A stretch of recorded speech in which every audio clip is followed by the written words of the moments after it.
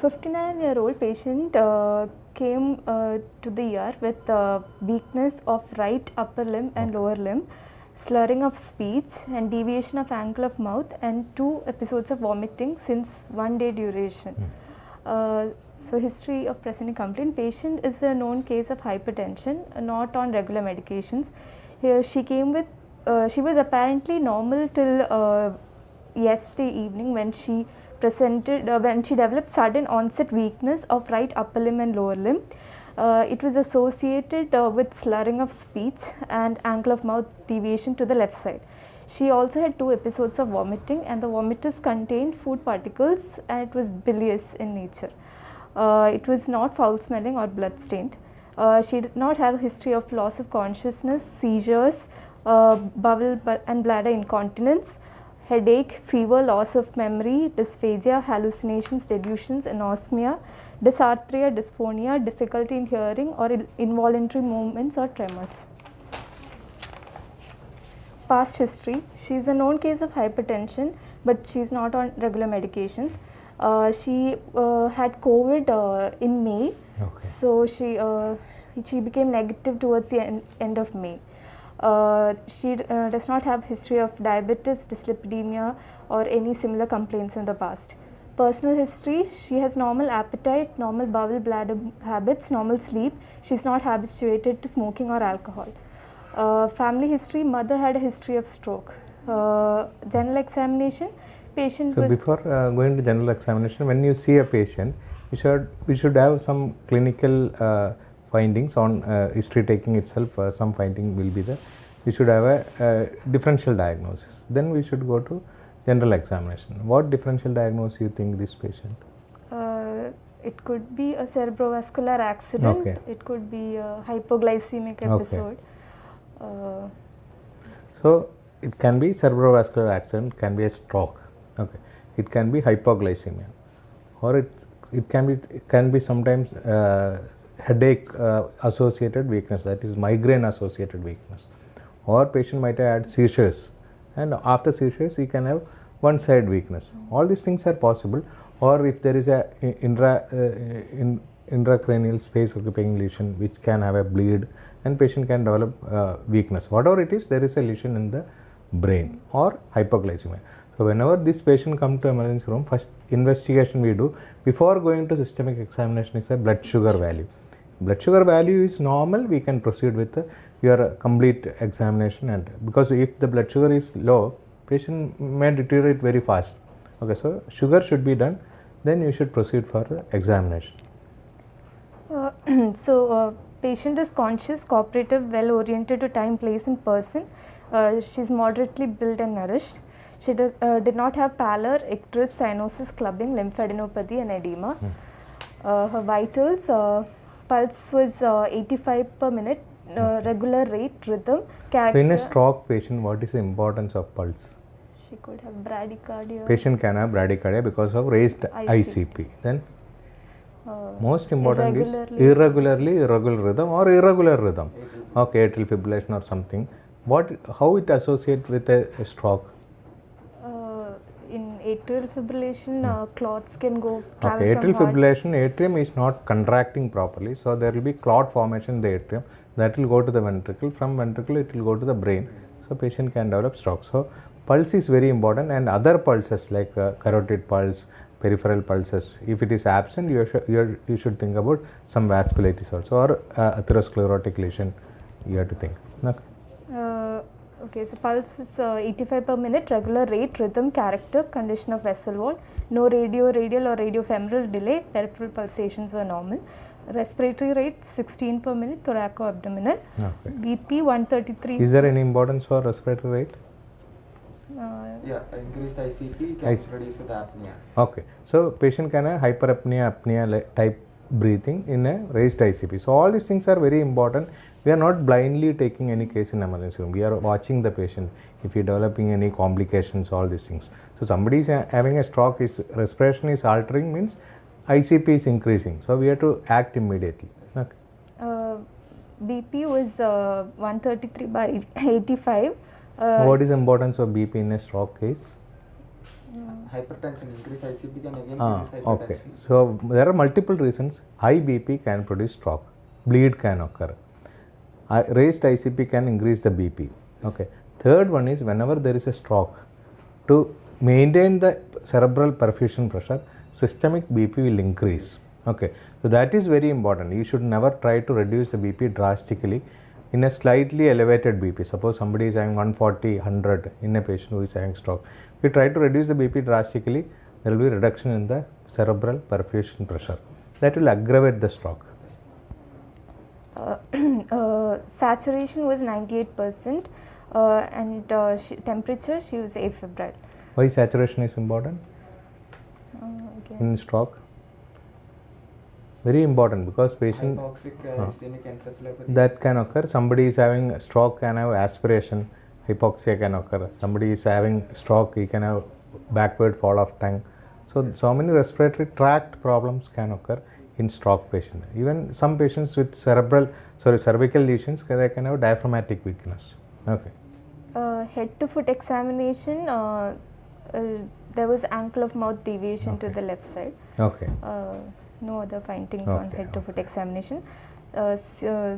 Nervous system examination, higher mental function, patient is right-handed, conscious, well oriented to time, place and person, normal intelligent, remote and recent memory intact, slurring of speech was present, no hallucinations or delusions. Cranial nerve examination, olfactory nerve is normal, optic nerve, visual acuity was normal, visual field was normal and color vision was normal. No diplopia, squint, nystagmus or ptosis. Eye movements were normal, direct reflex was normal, indirect reflex was normal on both sides. Okay. Accommodation. So all cranial nerves are normal, but you told there is a deviation of mouth of on the facial nerve, yeah. there is facial nerve palsy is there. Palsy, That is right. UMN or LMN? UMN palsy. Okay. How do you differentiate UMN palsy from LMN palsy? In The facial. wrinkling of forehead will be present in element kind of facial palsy. Okay. And in element kind of facial palsy, the lesion will be on the same side. See, it is not like that. LMN facial palsy means both upper part and lower part of the face is involved on the same side. So wrinkling of forehead will not be there in the LMN palsy. He is unable to lift upwards. Yeah.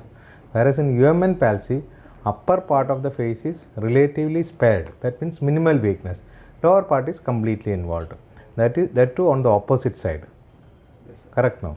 So that is the difference. So LMN palsy means one side complete weakness. So there will not be any wrinkling formation. When you look up, if the wrinkling is not formed, means it's a LMN palsy. Okay. In this patient, nasolabial fold was absent on the Okay. right side, Okay. and there was deviation of mouth to the left side. That means left side is normal, right side is abnormal. Yeah. Okay. When the mouth is deviated to one side, that means that side muscles are normal. Okay. All the other cranial nerve examinations were normal. Motor system, bulk, mid-arm 22 centimeters on both right and left side, forearm 20 centimeters on both right and left side, mid-thigh 39 centimeters on both right and left side, and mid-leg 26 centimeters on both right and left side. Tone was normal in both upper limb and lower limb on both sides. Power was there was no power on the right side. Patient had 0/5, and on her right hand there was flickering only the fingers were flickering. Okay. So You have to tell what is the grade of power. so it was shoulder was No, it is not. In a hemiparesis case, no need to tell every joint. So you can tell a uniform power, upper limb, what is 4/5 or 3/5 like that. okay. Lower limb, because we are not examining individual muscles. If it is like a neuropathy and all, we have to examine in detail. So right side upper limb and lower limb 0/5. Okay, there is no movement at no all. movement at all. Left side was 5/5. both Okay, upper normal limb. movement. Okay. So So that means he has got right-sided hemiplegia, Hemiplegia. complete weakness of the right side. Okay. Reflexes were normal on both upper limb and lower limb. Upper limb on both sides it was normal, biceps, triceps and supinator. But on the right side, extensor plantar reflex was Okay. Extensor plantar is otherwise called as. Babinski Okay. sign. What are the features of Babinski sign? Babinski sign indicates a UMN lesion. Yes, correct. What are the components of Babinski? See, you're extensor stroking. plantar. Okay, extensor plantar means whole thing will extend. No. No, the toes. Only the great toe will Great toe will extend. and other toes Feel of fanning. the toe. Okay, that is important. And what happens to the ankle joint? That also Ankle extends. extends. What happened to the knee joint?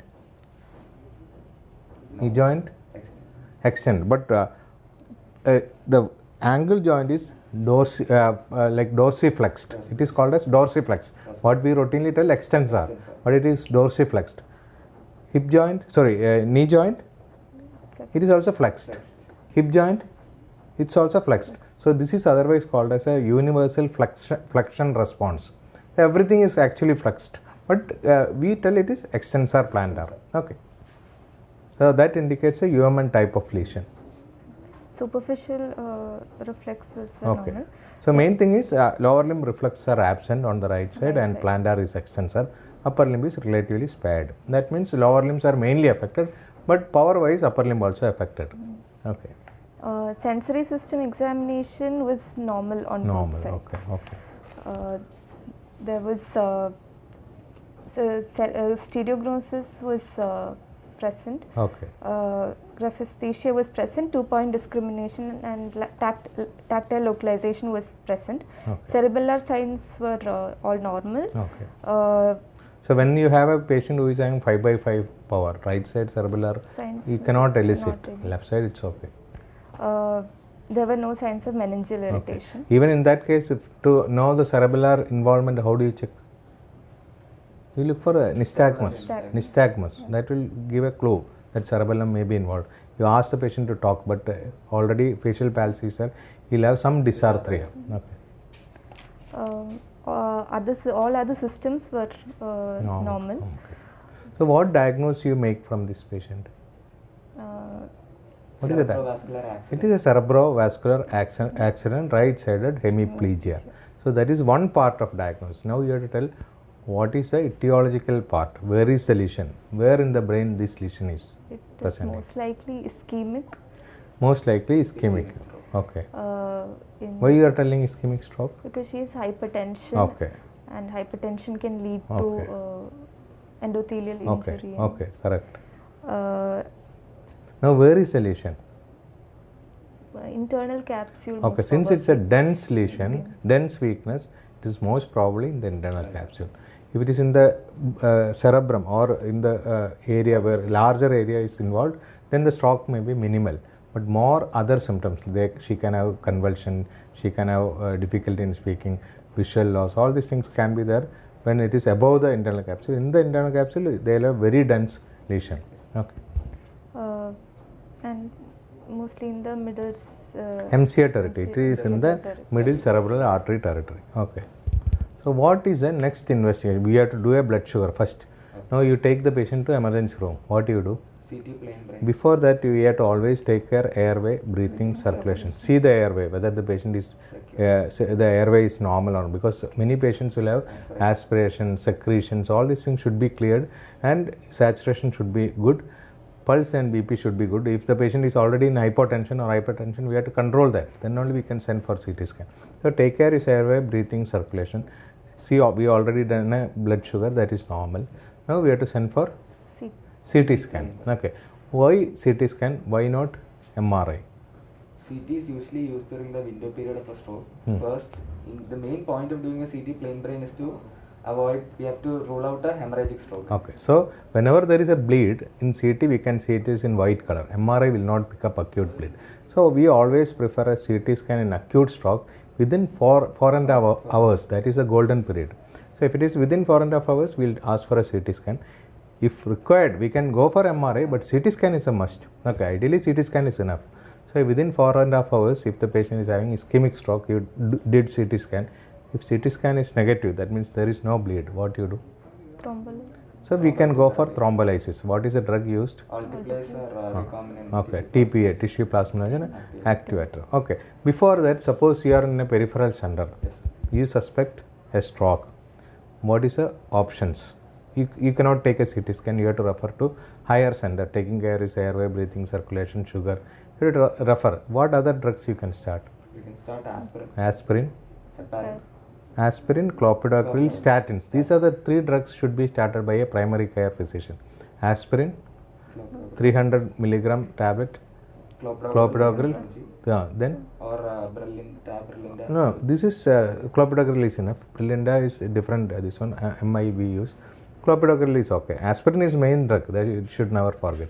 Aspirin, clopidogrel, and statin, atorvastatin. That should be given. Why we should give heparin? So you told heparin. Heparin can be given. What are the indications for heparin? Indications for heparin. If it is a previous case of a DVT or a pulmonary embolism, we can. Pulmonary DVT will never produce a stroke. Why it will not produce a stroke? From deep First vein, it will go to lungs. it will go to lung. There it will be filtered. It will never go to the heart. If there is a ASD, that can go to opposite side. Otherwise, it will never go. So it is not because of DVT. To prevent the DVT, this patient will be bedridden for at least 1 or 2 weeks. So you have to start, definitely heparin should be started. Or if the patient is having cardiac lesion, from there if there is a stroke, okay, there is a cardiac problem and there is thrombus there. In that case, you can give heparin to prevent further this one. Okay, otherwise heparin is not indicated in acute stroke. Acute stroke, like you told, TPA is the main drug. Okay, if TPA cannot be given, propagation of thrombus can be prevented by heparin. Okay, that can be given. When you are giving heparin, what are the investigation you do to know PTI, PT? INR. Okay, then We can do also the D-dimer levels. We can assess. hepatitis is the ideal investigation. That should be done during heparin. If you are using warfarin, then PTNR will be good investigation. So that should be done. When you are starting heparin, you have to follow up the patient. If you don't want to follow up, what other alternative to heparin you can give? Low molecular weight heparin can be given. There is no need of monitoring the patient. Okay. Now this patient will be admitted to your stroke ICU. You will manage the case. What other things you have to take care? Bed sores, Bed sores, DVT Pneumonia. profile. DVT, aspiration pneumonia. These are 3 things you have to. Bed sore, how do you prevent? constant changing of position. Frequently change the position of the patient.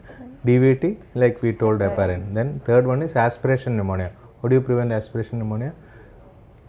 Put a Ryle's tube if required. If the 9th and 10th cranial nerves are involved or there is a fall of tongue backwards, put a Ryle's tube. Start prokinetic drugs like domperidone.